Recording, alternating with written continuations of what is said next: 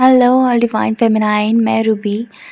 आज का टॉपिक थोड़ा सा जूसी होने वाला है और at at the same time important भी है कि क्या आपको आपके डीएम के साथ इंटीमेसी करनी चाहिए, क्या आपको फ़ोन सेक्स करना चाहिए, क्या आपको फ़ोटोज़ भेजनी चाहिए।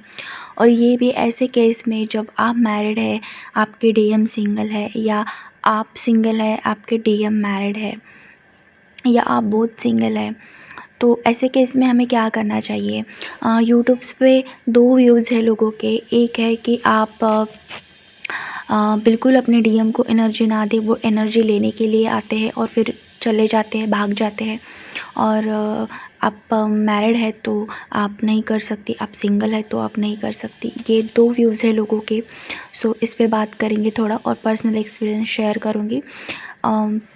गाइज़, जहाँ तक मुझे लगता है कि वो एनर्जी लेने के लिए नहीं आते, वो एनर्जी रिलीज़ करने के लिए आते हैं। क्योंकि आप जब हायर सेल्फ में होते हैं, आपकी जब एनर्जी बहुत हाई लेवल पे होती है, तभी आपके डीएम आपको कांटेक्ट करते हैं। और वो इसीलिए करते हैं क्योंकि वो आपको फ़ील करते हैं। ओके। और फ़िज़िकल इंटीमेसी का लोग बहुत गलत मीनिंग ले लेते हैं कि फ़िज़िकल इंटीमेसी सिर्फ बॉडी से होती है। एज अ ट्विन फ्लेम जितना हमें पता है कि हम एनर्जी एक्सचेंज करते हैं। ओके। हमारे लिए सेक्सुअल इंटीमेसी सिर्फ रियलिटी में मिल के सेक्स करना नहीं है, हम उसको बिना मिले ही फील कर सकते हैं। ओके।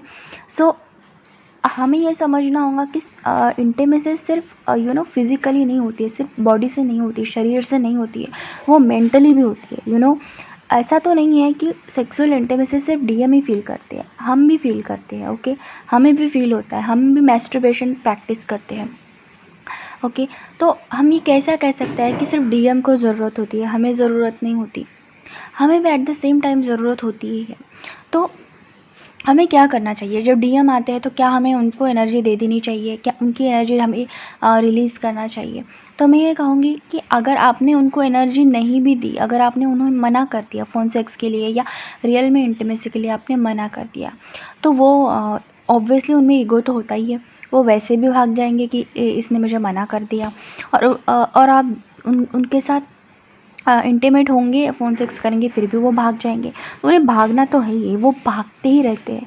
तो वो भागते हैं तो इसलिए नहीं भागते क्योंकि उनका काम हो गया और वो चले गए, बट वो इसलिए भागते हैं क्योंकि वो ये फ़ील करते हैं कि यार मैं इतना सब कुछ फ़ील करता हूँ दूर रह के भी मेरे डीएफ के लिए, और हम साथ में नहीं हैं, और मैं कमिटमेंट नहीं दे पा रहा हूँ, मैं इतना ज़्यादा स्टक हूँ, मैं क्या कर सकता हूँ। और मैंने शायद मेरे डीएफ को दुख दे दिया, इतने सालों बाद मैं आके मैंने शायद, तो ये एनर्जी की वजह से वो बहुत बुरा फ़ील करते हैं और वो बात करना बंद कर देते हैं। ये इसके पीछे रीज़न्स होता है। और मैंने ये बात मेरे डीएम से पूछी। अब ये डीएम जो है वो थोड़ा डी कोड में बातें करते, तो मैं उनकी डी कोड जो है लैंग्वेज वो समझ गई थी।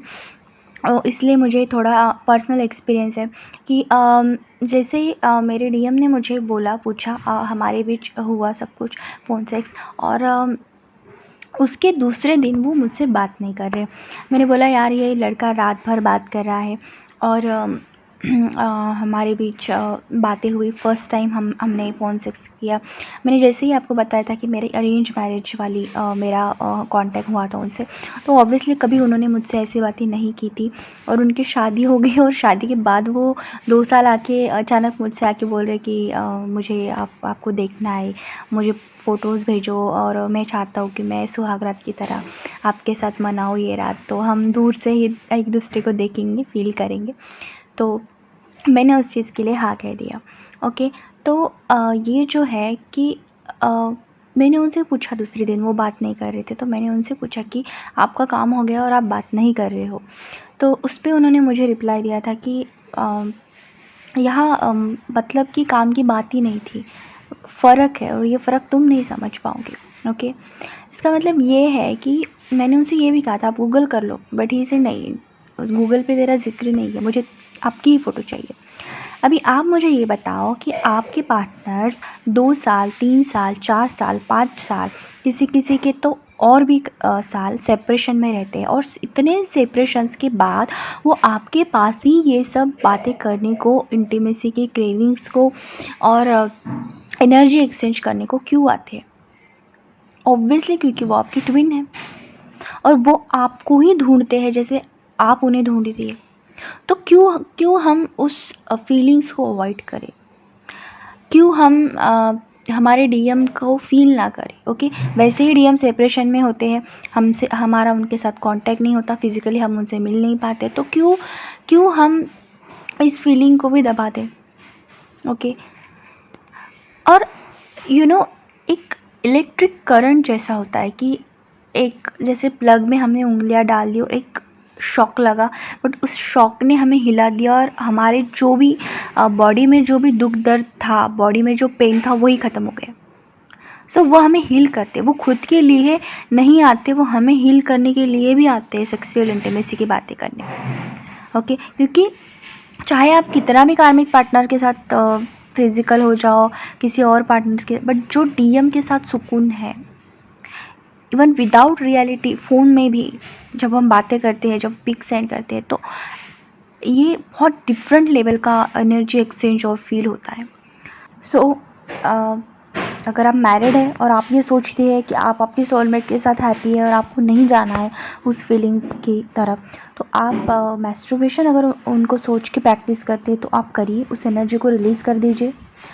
और अगर आप सिंगल है और फिर भी आपके डीएम आपसे कांटेक्ट करते हैं, तो अगर आपका मन है तो आप ये आपकी पर्सनल चॉइस है।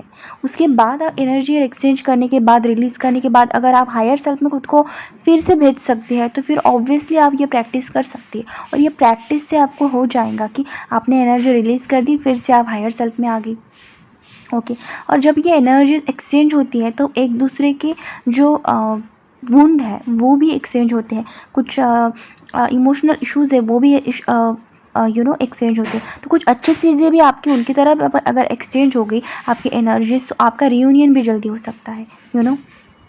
और सेक्सुअल इंटीमेसी मुझे लगता है पर्सनली जितना आपके रियूनियन में बहुत ज़्यादा इम्पोर्टेंट रोल प्ले करता है, और हो सकता है आपका रियूनियन जल्दी हो जाए।